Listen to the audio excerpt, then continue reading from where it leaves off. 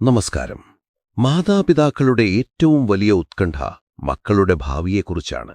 അവർ ആരോഗ്യവാന്മാരായി വളരണമെന്നും ഈശ്വരവിശ്വാസമുള്ളവരാകണമെന്നും കർമ്മമണ്ഡലങ്ങളിൽ തിളങ്ങണമെന്നും ഏതൊരച്ഛനും അമ്മയും ആഗ്രഹിക്കുന്നു. കുട്ടികളുടെ ബാലപീഡകളകറ്റി അവരെ ഉന്നതിയിലെത്തിക്കാൻ സാക്ഷാൽ വൈകുണ്ഠനാഥൻ അരുളിച്ചെയ്ത സവിശേഷമായൊരു വഴിപാടുണ്ട്. തൊടുപുഴ ഇടവെട്ടി ശ്രീകൃഷ്ണസ്വാമി ക്ഷേത്രത്തിലെ തിരുവോണഊട്ട്. 5000 വർഷങ്ങൾക്കപ്പുറം ദ്വാപരയുഗത്തിൽ അശ്വിനി ദേവന്മാരുടെ പുത്രൻ നകുലൻ പ്രതിഷ്ഠിച്ചതാണ് ഇടവെട്ടി ശ്രീകൃഷ്ണസ്വാമി ക്ഷേത്രം.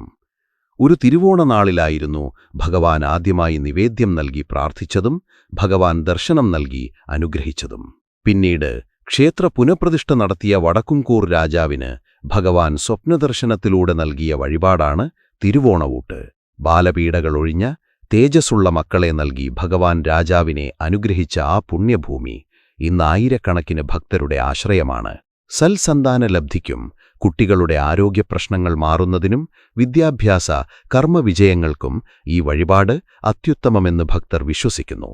വിവാഹത്തടസ്സങ്ങൾ നീങ്ങാനും ഔഷധകൃഷ്ണനായി വാഴുന്ന ഇടവെട്ടി ഭഗവാന്റെ തിരുവോണഊട്ട് വിശേഷപ്പെട്ടതാണ്. ഈ മാസത്തെ തിരുവോണഊട്ട് ജനുവരി 20 നടക്കുന്നു.